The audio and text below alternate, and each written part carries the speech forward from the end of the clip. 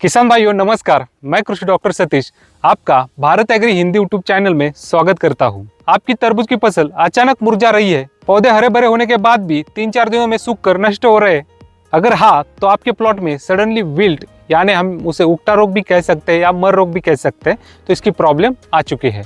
हम आज के वीडियो में तरबूज की फसल में जो सडनली विल्ट है या मर रोग है, इसके लक्षण, कारण और इससे बचाव के उपाय अगर आप चाहते हैं कि आपकी तरबूज की फसल सुरक्षित रहे तो किसान भाइयों यह वीडियो आप अंत तक जरूर देखें।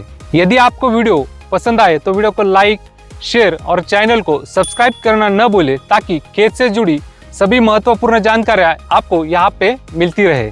किसान भाइयों, जब आपके प्लॉट में जो सडनली विल्ट है या जो पौधे आपके मुरझाते हैं तो इसके लक्षण देखे जाए तो दोपहर के धूप में आप प्लॉट में आइए और यहाँ पे क्या होता है, जब प्लॉट में हम पौधे देखते हैं तो यहाँ पे 2-3 पौधे से मुरझाने लगते हैं। यदि प्लॉट में नमी भी हो तभी हमारे पौधे मुरझाते हैं। एक 3-4 दिनों के बाद हम फिर से प्लॉट में आके देखेंगे तो हमें क्या होता है कि यहाँ पे भी वो पौधे पूरी तरह सूखकर नष्ट हो जाते हैं।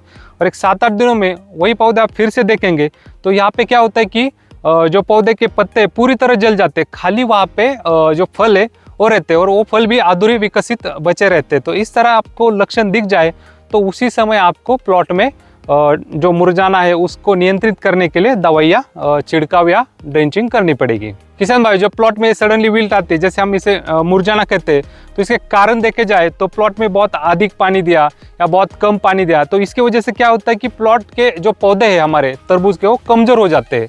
इसकी वजह से भी विल्ट आ सकती है। दूसरा कारण देखा जाए तो वातावरण में जो टेम्परेचर है वो भी जब बहुत ही ज़्यादा कम रहता है तो उसके कारण भी पौधे कमजोर हो जाते हैं। तीसरा कारण है जो हमारे जमीन के अंदर जो राइजोक्टिनिया हो गई या फुजारियम हो गई या पिथियम जो फंगस है, इसके कारण भी हमें विल्टिंग की समस्या आती है। और एक चौथा कारण है कि हमारे प्लॉट में बहुत ज़्यादा पौधे को सेटिंग हो गई है, 3-4 फल है, उसका जो लोड है वो पौधा सहन नहीं कर सकता। तो इसके वजह से भी हमारे जो पौधे हैं उनको सडनली विल्ट या हम जो अचानक मर रोग कहते हैं या उगटा रोग कहते हैं ये आता है। जब हमारे प्लॉट में ये सडनली जो विल्ट आते हैं तो इसके लिए हम उपाय क्या कर सकते हैं।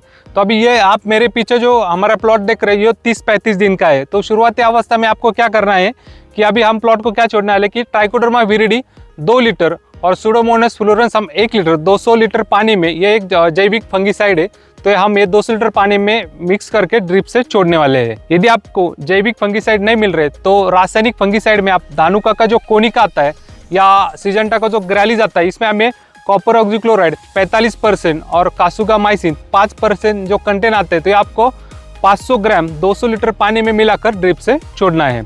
ड्रिंचिंग करने के बाद जब आपका प्लॉट 40 से 45 दिन का होता है किसान भाइयों, तब आपको ये प्लॉट में जो सिजेंटा कंपनी का एमिस्टार टॉप है ये आपको 200 मिली ले सकते हैं, या आप अडामा कंपनी का कस्टोडिया 300 मिली, उसमें वैलिडामाइसिन 3% वाला 300 मिली, ये दोनों दवाई आपको 200 लीटर पानी में मिक्स करके सुबह आपको 11 बजे के पहले छिड़काव करना है या शाम को आपको 4 बजे के बाद ये छिड़काव करना है प्लॉट के ऊपर। यदि आपके प्लॉट में विल्टिंग की समस्या बहुत ही ज़्यादा हो रही है तो आपको बायर कंपनी का एलियट 500 ग्राम और वैलिडामाइसिन 3% वाला आपको 500 मिली 200 लीटर पानी में मिक्स करके ड्रिप से छोड़ना है। और उसके 4 से 5 दिन के बाद आपको जैसे सिजेंटा कंपनी का एमिस्टार टॉप 200 मिली या आदमा का जो कस्टोडिया है आपको 300 मिली पानी में मिक्स करके छिड़काव करना है। किसान भाइयों, यदि आपके प्लॉट में जब सडनली विल्ट आते हैं तो आप क्या करते हैं हमें कमेंट बॉक्स में जरूर बताइए। मिलते हैं अगले एक नए वीडियो में, तब तक के लिए धन्यवाद।